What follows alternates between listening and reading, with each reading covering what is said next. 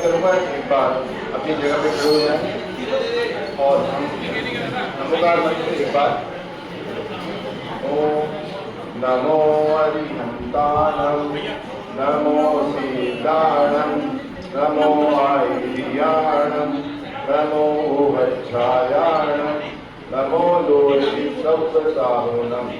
जय हिंद जय जय। अब मैं जो मिला है ना, क्या बोलते हैं, সুইমিং मशीन, इसके लिए आप क्या सोच रहे हैं? ভালো লেগেছে, কাজের আরও উৎসাহ রয়েছে আমার। आपको? হ্যাঁ, খুবই ভালো লেগেছে। আগামী দিনে যাতে আমরাও কিছু করতে পারি সেই দিকে ফোকাস থাকে। Thank you. 2022 में 90 स्थानों पर हुआ था, 2023 में 190 स्थानों पर हुआ, 2024 में 275 स्थानों में और 2025 के अंदर में 490 स्थानों पर जैन तिरुवल दिवस मनाया गया था। मुख्य कार्यक्रम अलग अलग स्थानों पर एक ही जगह होता है।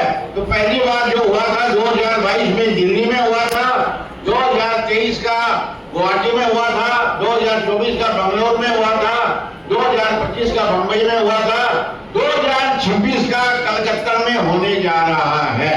अब की बार क्या टारगेट है? अब की बार है ना, कितनी जगह का टारगेट लिए हैं? आपने 600 जगह का टारगेट लिया है। 600 के ऊपर क्या बोलना चाहते हैं? आज का कार्यक्रम काफ़ी अच्छा था और महिलाओं के लिए और छोटी उद्यमियों के लिए काफ़ी कुछ जानकारी उपलब्ध कराई गई, जिससे उनको लाभ होगा ऐसा मेरा निश्चित मानना है। और सरकार इस तरह की योजनाएं चला रही है, बैंक भी योजनाएं चला रही है, ये हर व्यक्ति को मालूम नहीं है और मालूम होने से लोग इसका लाभ ले सकते हैं। आप कहाँ से हो? आप कौन सी? हम कलकत्ता से ही है। हाँ। और हम लोग का इंडस्ट्रियल कॉम्प्लेक्स है गणेश कॉम्प्लेक्स के नाम से, जिसमें हम छोटे बड़े सभी उद्योगों के लिए जमीन और प्राइमरी इंफ्रास्ट्रक्चर मुहैया कराते हैं। धन्यवाद सर। आपका नाम? अशोक बाजुरिया, मैं चेयरमैन हूँ गणेश कॉम्प्लेक्स। सर, आज के प्रोग्राम के ऊपर आप क्या बोलना चाहेंगे? एक बहुत ही एनकरेजिंग मूव है वुमेन एंटरप्रेन्योर्स के लिए जो सरकार चला रही है यंग वुमेन फोरम के द्वारा। मैं इसमें ऐड करना चाहूँगा कि एक्सपोर्ट लाइन में भी, विदेशी बाज़ारों में भी बहुत अपॉर्चुनिटीज़ है। भारत सरकार एक्सपोर्ट प्रमोशन काउंसिल्स चलाती है। हैंडीक्राफ्ट काउंसिल ऑफ इंडिया एक बहुत ही बेहतरीन काम कर रहा है, वुमेन एंटरप्रेन्योर्स को एनकरेज कर रहा है बाहर विदेशी बाज़ारों में अपने प्रोडक्ट्स को एक्सपोर्ट करने के लिए। उसमें काफ़ी अच्छा मुनाफा होता है और यूट्यूब के माध्यम से किसी भी चैनल को ज्वाइन करिए जहां आप सीख सकते हैं एक्सपोर्ट लाइन में काम कैसे किया जा सकता है। मैं खुद का भी एक चैनल चलाता हूं मेरे नाम से saurabmaskara.com। आप हमसे कांटेक्ट कर सकते हैं, हम भी आपकी उस लाइन में काफ़ी मदद कर सकते हैं। Thank you. Thank you. Association of small industries की तरफ से बिजनेस ग्रोथ के लिए बंगाल के लिए प्रोग्राम किया जा रहा है। इस प्रोग्राम का पर्पज़ है कि हम लोग में जो बंगाल में जो भी MSME यूनिट्स है उसको किस तरह से हेल्प किया जाए, उनका जो प्रॉब्लम है आपस में बार्टर सिस्टम करके उनका बिजनेस ग्रोथ हो, उसी सब का उद्देश्य से सब एक्टिविटी किया जा रहा है। इसके द्वारा आप लोग क्या करना चाहते हैं? Skill development. इसके द्वारा हम लोग बेरोजगारों को रोजगार और उसके अलावा गवर्नमेंट के सहायता के थ्रू नया नया टेक्नोलॉजी ये सब को व्यवस्था करके, जिससे कि हम लोग इंपोर्ट का सब्स्टिट्यूट कर सकें। हम लोगों को टेक्नोलॉजी चाहिए, MSME यूनिट को टेक्नोलॉजी अफोर्ड नहीं कर सकते हैं। तो अगर गवर्नमेंट सरकार हम लोग को टेक्नोलॉजी अफोर्ड कराएगी तो हम लोग आगे बढ़ पाएंगे। मेरा नाम संजय गोयनका है। কি বলবে? ইন্টারন্যাশনাল উইমেন্স ডে উপলক্ষে ফ্যাসি আজকে যে অনুষ্ঠান করেছে এবং উমেন এন্টারপ্রেনারদের অ্যাচিভারদের যে অ্যাওয়ার্ড দেওয়া করেছে, এটা একটা বড় দিক। ফ্যাসিকে অভিনন্দন জানাচ্ছি। এর সাথে সাথে পশ্চিমবঙ্গ সরকার ও কেন্দ্রীয় সরকারের যে সমস্ত আধিকারিকরা এখানে উপস্থিত হয়েছিলেন, তারা বিভিন্ন প্রকল্পের কথা এবং মহিলা সশক্তিকরণের জন্য যে এগিয়ে আসার জন্য যে সমস্ত প্রকল্পের কথা বলেছেন সেগুলো অত্যন্ত এনকারেজিং এবং বহু মহিলা অংশগ্রহণ করেছে বিভিন্ন জায়গা থেকে, বিভিন্ন জেলা থেকে। তাদের সকলকেই আমার অভিনন্দন। ফ্যাসিকে আমার थैंक यू सर।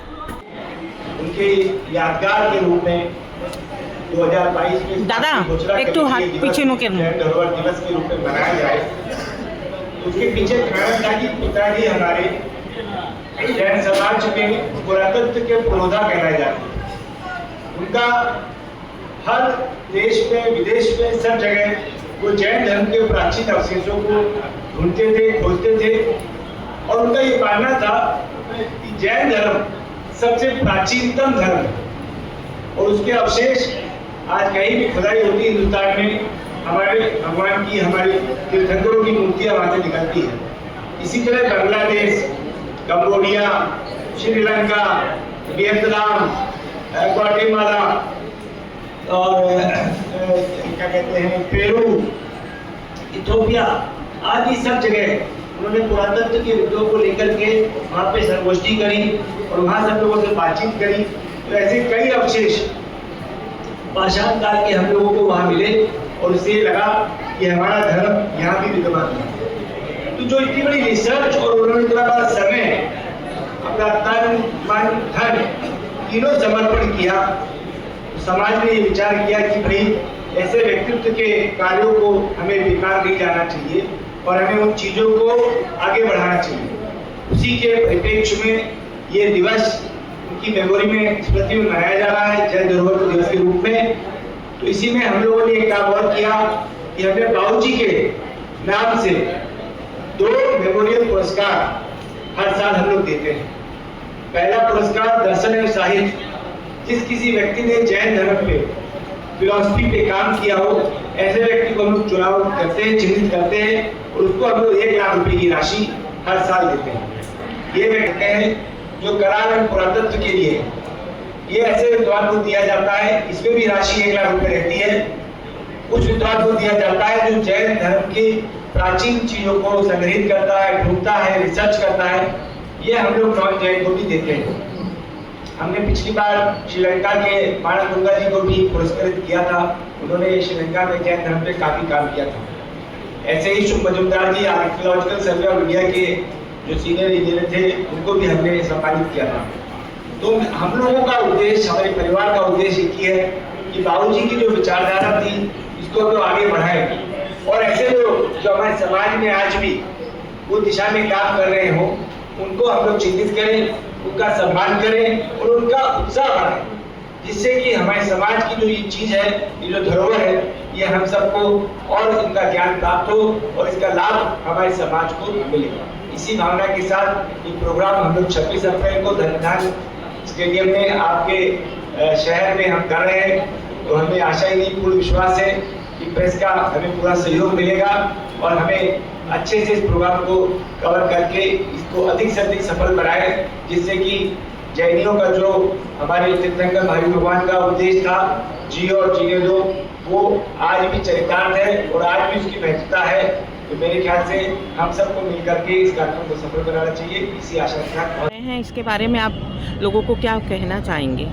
ये एक बहुत ही अच्छा कार्यक्रम हो रहा है, MSME को भी काफ़ी बढ़ावा मिल रहा है और फांसी ने ये जो प्रोग्राम किया है इसमें आने महिला लोग को काफ़ी मोटिवेट किया जा रहा है, जिससे महिला लोगों का रोजगार कैसे बढ़े और आने वाला जीवन किस तरह से और आगे जा सकता है, उनके प्रभावदान के लिए हम लोग सब तरह से फांसी की तरफ से और MSME की तरफ से हम लोग सब जगह सहयोग देने के लिए अग्रसर रहेंगे।